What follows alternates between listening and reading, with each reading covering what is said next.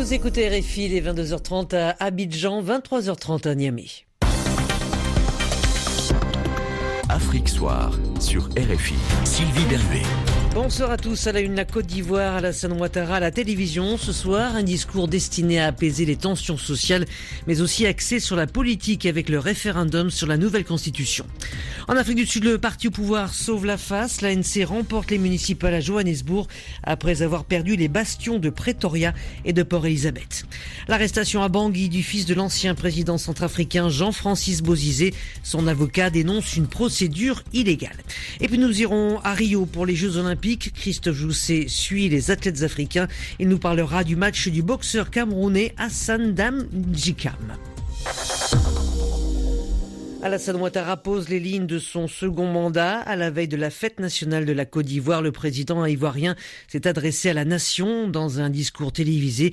Discours social, mais aussi politique. À Abidjan, Frédéric Gara. Très vite, le chef de l'État est rentré dans le vif du sujet. Les récents troubles liés à des manifestations contre la hausse du prix de l'électricité, les violences récurrentes sur les campus universitaires, la prolifération des délinquants mineurs qui sont parfois ultra-violents, tout cela est intolérable, dit en substance le président ivoirien.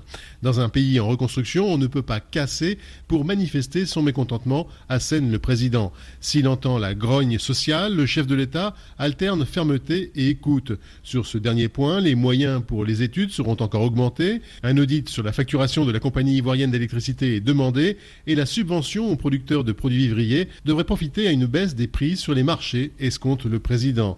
Le deuxième volet de son discours est politique, avec cette échéance historique pour le pays, la création d'une nouvelle constitution.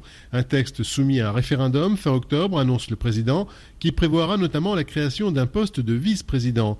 Deuxième personnage de l'État, il sera élu, déclare Alassane Ouattara, en même temps que le futur président ivoirien. Un Sénat verra aussi le jour, sans plus de précision, sur le nombre et le mode de désignation des sénateurs. Un parlement bicaméral donc, mais qui pour autant garantira la primauté de l'Assemblée nationale. Frédéric Gara, Abidjan, RFI. Et enfin, lors de son discours à la nation, le président Ouattara a annoncé qu'il allait gracier 3168 prisonniers de droit commun.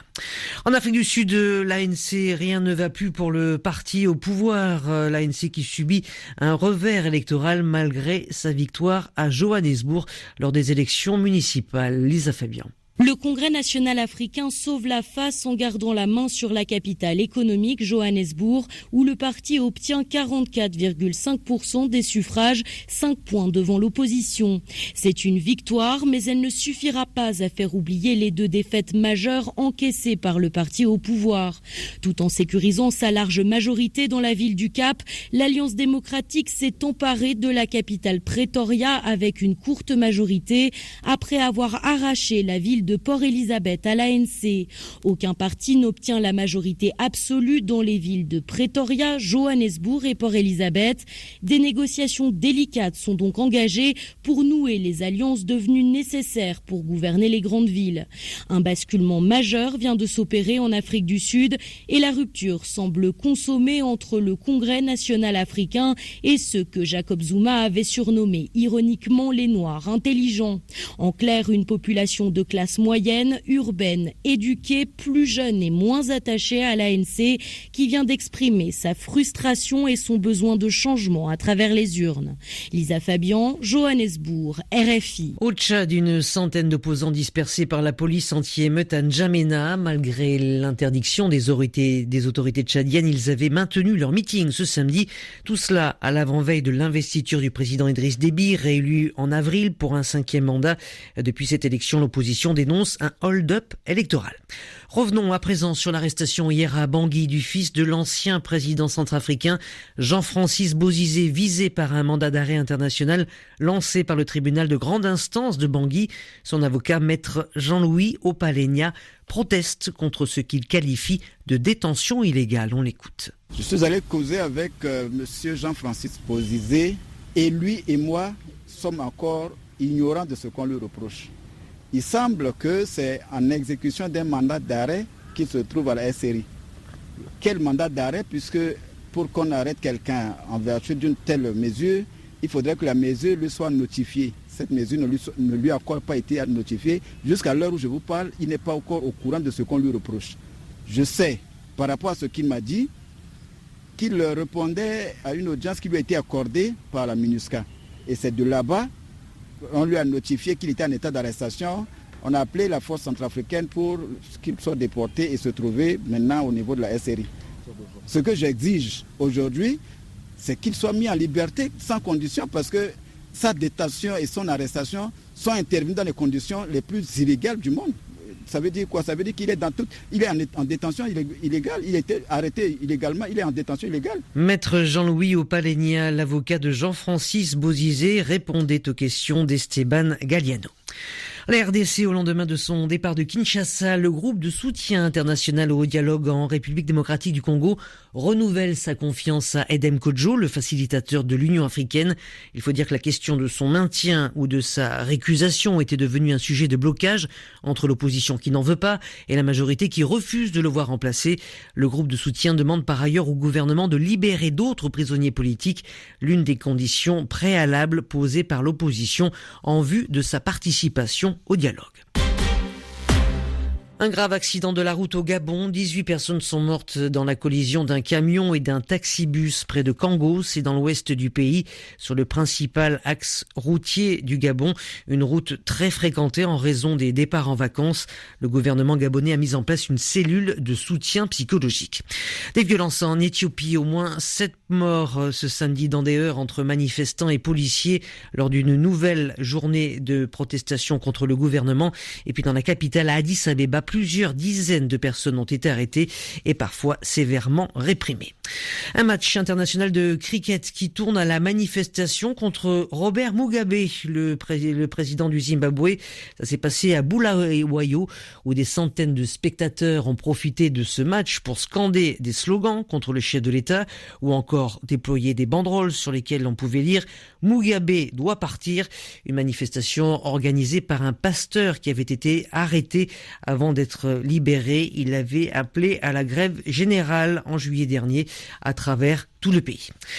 Les recherches se sont poursuivies à Casablanca au Maroc pour retrouver des survivants après l'effondrement hier soir d'un immeuble de 4 étages. Au moins 2 personnes ont été tuées, une vingtaine d'autres ont été blessés. Place au sport à présent dans Afrique Soir, dernière édition. On part à Rio au Brésil suivre les Jeux Olympiques. Christophe Jousset, vous suivez de près les athlètes africains. Bonsoir Christophe. Bonsoir Sylvie. Et vous avez suivi ce soir l'entrée en lice du boxeur camerounais Hassan Dame Djikam. Oui, et défaite d'entrée pour Hassan Dame Djikam, ce n'était pas facile. Il boxait aujourd'hui contre un Brésilien, Michel Borges, évidemment très soutenu par le public. Les 3 juges ont donné Borges vainqueur à l'unanimité, mais avec un écart qui n'a pas dépassé les 2 points. Résultat très serré donc, et à l'annonce de la décision, on a vu une Dame Djikam faire un geste sans équivoque. Il faisait non de la main comme pour contester ce verdict. Grosse déception en tout cas pour le Camerounais, sorti dès les 16e de finale dans cette catégorie des 81 kilos. Lui qui, on le rappelle, aux Jeux d'Athènes en 2004 avait atteint les quarts de finale. Il y avait un autre affrontement brésilo-camerounais aujourd'hui à Rio. C'était en volley féminin et les volleyeuses camerounaises se sont inclinées, logiquement, contre les championnes olympiques en titre, les brésiliennes, 3-0. Les JO ont souhaité aujourd'hui la bienvenue au rugby à 7, nouvelle discipline. Les Kenyanes ont été balayées par les Néo-Zélandaises 52-0, puis nettement battues par les Françaises 40-7. Parmi les autres résultats à signaler, Sylvie, le cyclisme avec la 7e place dans la course en ligne homme pour le Sud-Africain Louis Mentiès qui termine 7e, donc à 22 secondes du vainqueur, le champion olympique, le Belge Greg Van Avermaet, dans une course très piégeuse où le Britannique d'origine kenyane Chris Froome a été à la peine. Il termine classé mais assez loin des tout meilleurs. En escrime, Sarah Besbes, la Tunisienne, éliminée en quart de finale. Là encore, c'est une déception pour l'épéiste qui avait pris la médaille de bronze au dernier championnat du monde. Et puis en tennis, Malek Jaziri a été battu après être passé à un jeu de la victoire contre Joe Wilfried Tsonga. Le Tunisien Malek Jaziri s'est incliné. Les épreuves de natation se poursuivent ce soir, Sylvie, avec plusieurs finales et des chances de médailles pour l'Afrique du Sud. Eh bien, on croise les doigts. Merci beaucoup Christophe Jousset avec Olivier Rouault-Cordeau en direct de Rio pour les Jeux Olympiques que nous pouvons suivre également sur notre site internet www.rfi.fr. Excellente fin de soirée à vous tous.